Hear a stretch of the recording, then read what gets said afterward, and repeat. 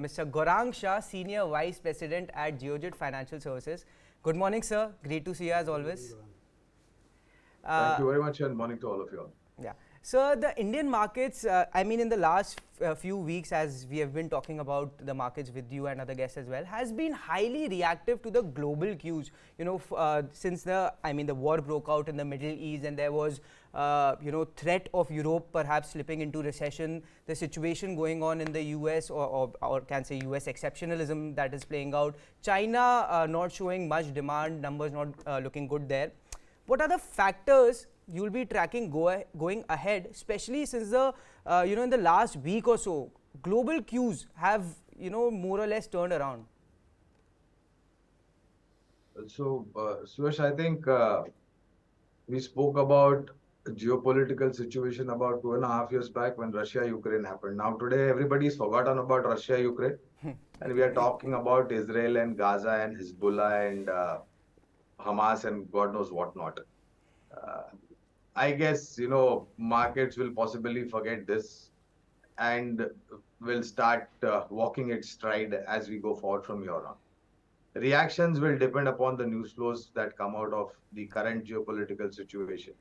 Whether other neighboring countries actively wanted to jump into this particular fire, which they themselves have created. The reason why that would be because of the crude oil prices.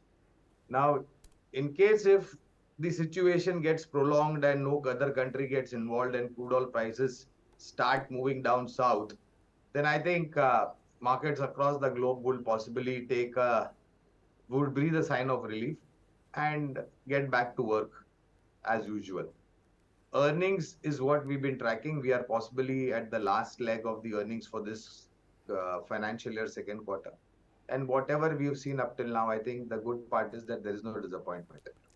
Domestically, 5 state election and the outcome of those state election in first week of December, I guess markets would possibly treat that. Along with that, you have a big election next year. So you would be possibly, trading in a narrow range with a positive bias. And of course, other domestic triggers in form of positivities about GDP, about interest rates, about inflation is what we'll be tracking. This week, incidentally, is full of events globally. From Europe to US to China to Japan, you have a lot of data points coming out. Our own data points are also coming out. And you remember we spoke last time, sub 19,000 on the Nifty spot. We always felt that these are great opportunities to nibble into some stock specific ideas.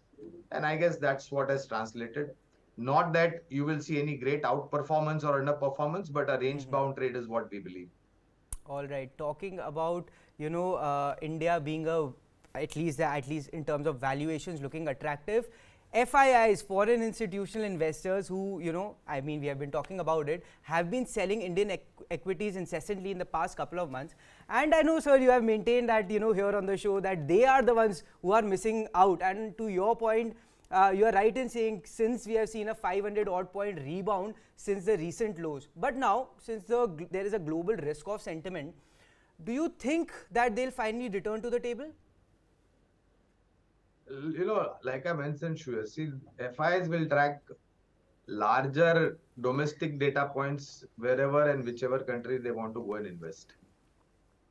And unfortunately, the sad part of our great domestic dynamism is that we have elections all throughout the year. So they will possibly be looking at this 5 state elections. Next year, you have a big election. They will come back. I'm not denying that. And I always believe that they will come back because where else they have to go? If you can identify a single emerging market like India, which has got 6% plus GDP growth rate, interest rates have been stable for last 5 credit policies. And of course, inflation is within the comfort zone of the central bank, that is the Reserve Bank of India. And you have a huge population, great consumption theme, etc., etc., etc. Government is doing the right policies, etc. So they will come back. Now, whether they will come in a big bang way, I don't think so. Whether they will come in bits and pieces, parts, and in a slow manner, I think that's what exactly will happen. And like I said, domestic guys have been selling. I mean, beg your pardon, FIs have been selling, but domestic guys have got the equal strength to absorb that selling pressure Right. by way of buy side figures. And like I mentioned last time to your colleague, had it not been for the domestic guys buying, we would have been down and out about 20-25% because of the selling pressure.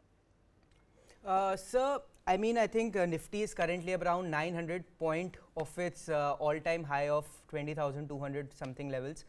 Can we expect an all-time high this year? I hope so.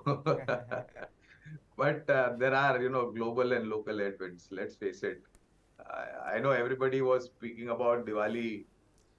Again, market seeing a new high, but then unfortunate Middle East incident happened. FIs also sold, etc., etc. I think I would say that I will not be in a hurry, Suyash. I think we've seen a sharp correction from 20,200 to 18,850 or 18,860 or thereabout.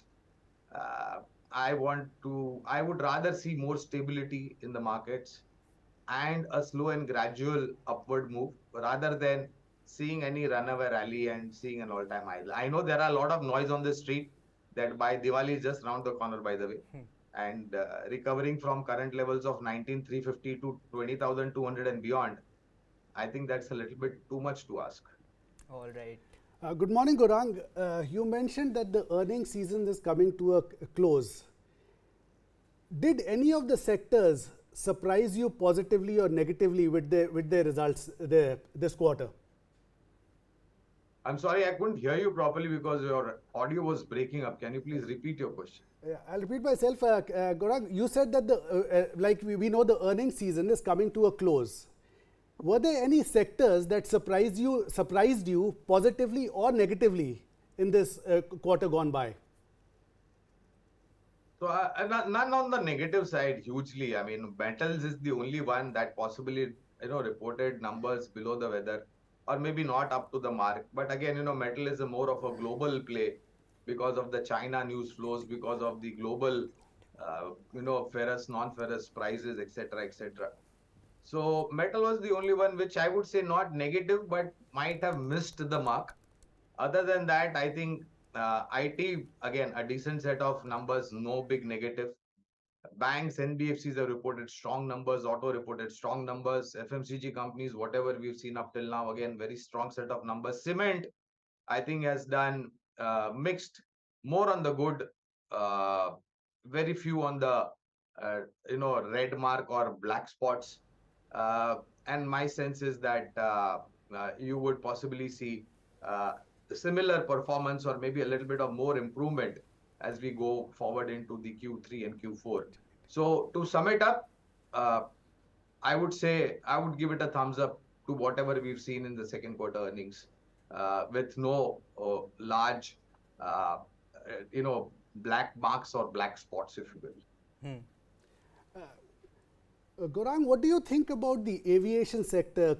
Indigo, which posted its results, were in the green now. They posted a profit of almost 189 crores as against a loss of more than 1,500 crores the same quarter last year. Their stock is up about, even as we speak, about 2.44%. So what is your view on the aviation sector? So this is the only name that we can sensibly speak about in terms of listed entities. And as a disclosure, right from the time of the IPO and post-listing, we have maintained a buy call on Interglobe Aviation every 6 months, every yearly, depending upon how they have performed in terms of numbers. We have revised the target upwards. Currently, I think the target stands at about 3,000. My only worry is whether the issue which grounded the so-called airline Go First, because of the Plath and Whitney engines, and similar is the case with Interglobe Aviation. A sizable number of aircrafts are Airbus A320neo, which are fitted with Plath and Whitney engines. Some of them already have an issue, some of them are grounded. Unfortunately, the company Plath and Whitney is not able to meet up to the expectation or the agreements that they had made in terms of post sales servicing of the engines, keeping it up to the mark. So that, and the big problem over here is that for an aviation company, it will cost less to keep the aircraft in the air, but it'll cost them more to keep it grounded on the tarmac in a parking bay. That's the big problem, and that's what exactly I'm worried about. I hope that Interglobe Aviation doesn't have any serious issue with the Pratt and Whitney engines. Gaurang, another sector I wanted to pick your brains on was the banking sector. Now, State Bank of India reduced their provisioning for losses and bad debts to 115 crores, down from 3,039 crores. How do you look at this development? Is it good for the banking sector as a whole, or is just SBI? I think overall, if you go to see, even if you go to see smaller or mid-size public sector banks, case in point, Canara Bank. I mean, the number that Canara Bank reported, I don't think anybody would have penciled down on the street. Similarly, with case of Bank of Baroda, PNB has the legacy issues, but they are improving. Smaller banks we don't cover, so I won't comment on smaller public sector banks, but these are the names that we are extremely positive on. And if you see the reflection on the private sector banks also, I don't think there has been any number which has disappointed the street. In fact, there's been tremendous amount of recovery. And the good part is that as the, as the situation comes back to, normal, what I have witnessed is, and what you must have also seen is that there is a lot of fundraising that banks and NBFCs have undertaken, uh, possibly indicating that they expect a prolonged credit demand to come through. Run rate as far as the repayment of principal and interest is concerned is extremely strong. And by the virtue of that, you will have lower gross and net NPAs, lower provisioning, improved balance sheet in terms of net profitability. And I have always believed in one thing. If India has to become the next $1 trillion economy, then I think banking and finance will take the lead first, because that is going to be the backbone to reach towards that milestone of next $1 trillion economy. All right, that's the view from Mr. Gaurang Shah. Sir, always a pleasure talking to you. Appreciate you joining us here on First Check. Thank you so much. All the Thank best. you, sir.